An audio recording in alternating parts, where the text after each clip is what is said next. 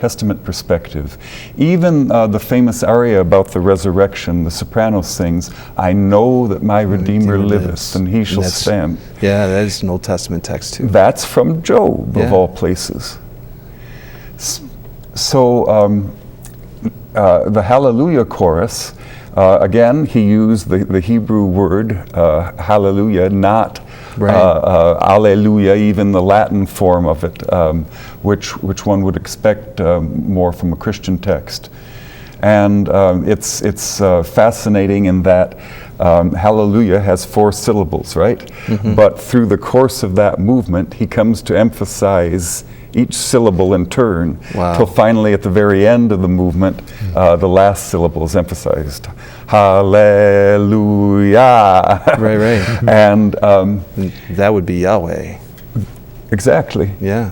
And there's a tradition that everybody stands when the Hallelujah chorus is performed. And do you know how that started? When King George II first heard it, he stood, and if the king stood, everyone else had to stand. And so ever since that time, it's been the custom that everybody stands.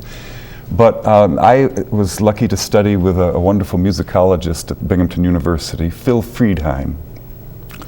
And he once wrote and lectured about Handel's Messiah, specifically about the Hallelujah chorus. And he said something that I think is quite important, that there's a verse, "The kingdom of this world has become the kingdom of our God and of his Christ." Mm-hmm.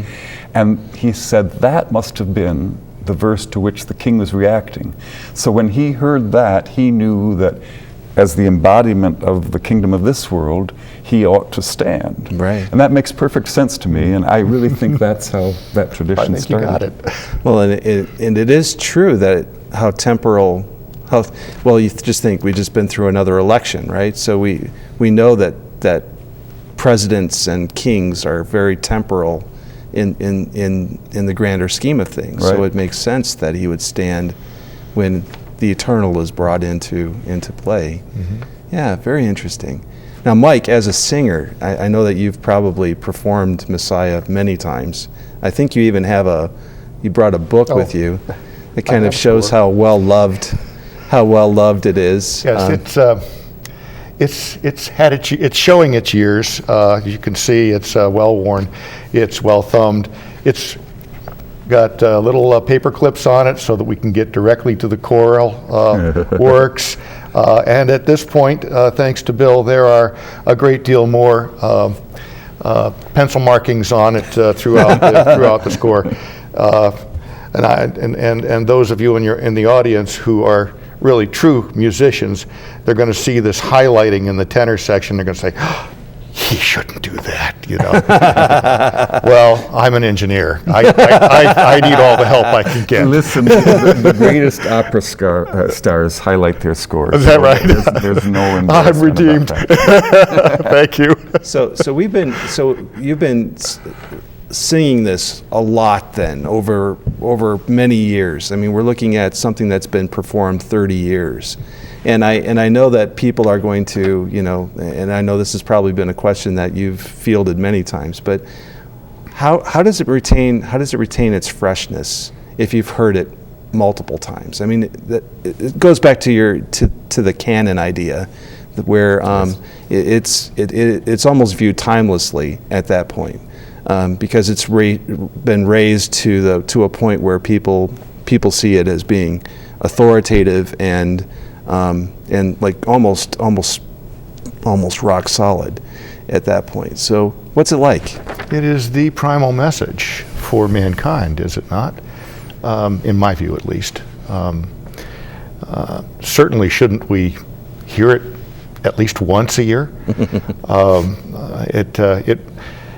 It's not only that, but for those who sing it, and who love to come and sing it each year, it's a love, it's a passion. It's you just love to sing it. It renews your soul. There's something about the music, like this, that simply reaches inside. It bypasses all of the filters that you have. It reaches directly inside and it touches your soul. That's the best explanation that I can come up with. I'm not saying that's universal.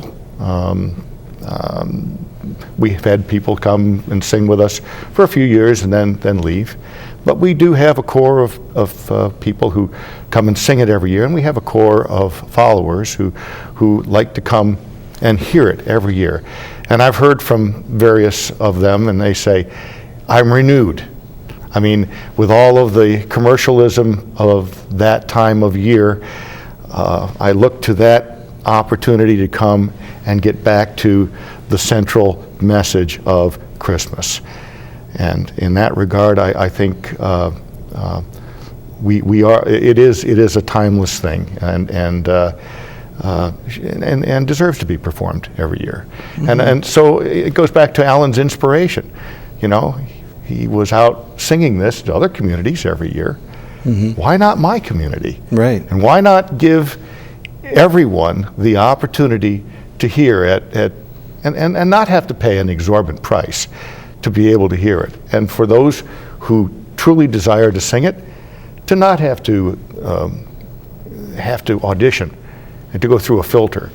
And so that's why the Binghamton Downtown Singers came into existence, because we offer it up to anyone who wants to. Anyone who wants to sing is welcome to sing with us. No audition. Mm. And so you even have youth and teenagers and people like that are singing with the Downtown Singers. Our age range has been from 10 to 92.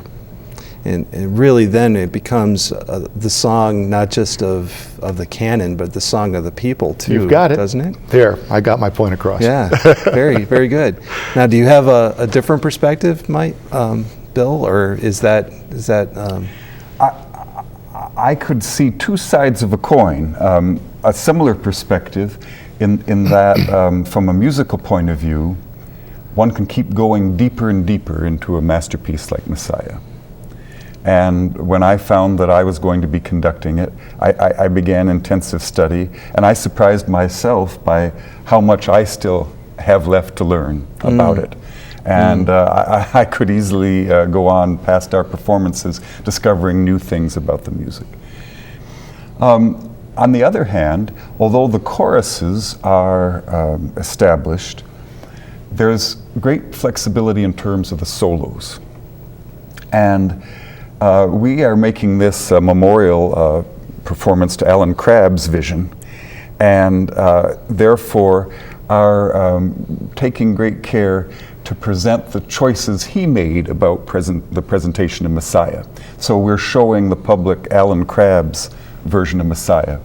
But Handel himself changed it every year. Interesting. After he wrote it, for the last years of his life, he supervised annual charity benefit performances. And every year he made changes in the solos. He wrote for different singers, and every time he wanted to either completely revise the aria or write an entirely new one for the singer. And there, in Handel's style, there's room for a lot of ornamentation. And then it becomes something like the classical equivalent of jazz, because the real connoisseurs of singing can say, well, I wonder what ornaments the tenor will have this year, or I wonder how he'll do it this time, or she will do it. So that's the other side of it. And it is possible to vary Messiah greatly, depending on which of the various versions, which of the many alternatives one chooses. So is there eventually going to be a Bill Lawson? Well, that's for time to tell. But what we're reflecting is Alan Crabb's favorite Messiah and how he came to choose to do it. Well, and you mentioned we need to mention when we touch upon the soloists the soloists this year, Brenda Daw, Casey Stewart. Yes, and for the gentleman, Kirk Doherty is tenor, and Tim Lefevre, who was a professor at the university here for many years and now is at Oberlin in Ohio, and he will be the bass baritone. So he's coming back just for this, or does he have family in the area? No, Well, he's flying back for this. Wow, that's impressive. And he flew back also to sing at Alan's funeral. Wow. We were very touched that he did so. Yes. Well, that speaks volumes as Doesn't to Alan's influence, but it also the idea of the Messiah and how close it was to Alan's life, probably too. I mean, Yes, and this was terribly important to Alan, I know, and all his life he was immersed in music. His father was a singer, and Alan and his family came from Wales. Wales has a very strong singing tradition, and so Alan grew up with singing. And he, here in Binghamton, was a choir boy as a child. And then, as Mike already mentioned, he became a world-class opera singer, a stellar tenor. And he had a passion for sharing music with people. He had great generosity of spirit. And he knew the power of this choral music to bring people together. Yes. And so in our performance, we're going to have some 250 performers, nearly 250. But to bring all those people together with a common goal and to share it with the audience is something remarkable. And Alan just loved that, didn't he? And that's what he wanted everybody to understand and to share. Yeah, think of him as just reaching out, putting his arms around everyone musically. Bill said it very well. I'm not going to try to elaborate. You did a fine job. So again, this is going to be happening on December 21st and 22nd at 8 p.m. at the Helen Foley Theater. $10 in advance. No, $10 general admission. General admission. $15 if you want to have one of the reserve seats. Okay. Okay. You can get your tickets in advance by contacting Rocky Porzio at the phone number that's shown on the poster here, or the email, or at the door, or in advance through any of the Binghamton Downtown Singers. Now, I'm really looking forward to this. I think my family, I have to twist my arm on my son, but I think I can convince my wife and my son to come, because I just speaking personally about the Messiah. One of my favorite showings was when it was being done in a worship service at my seminary when I was going through school, and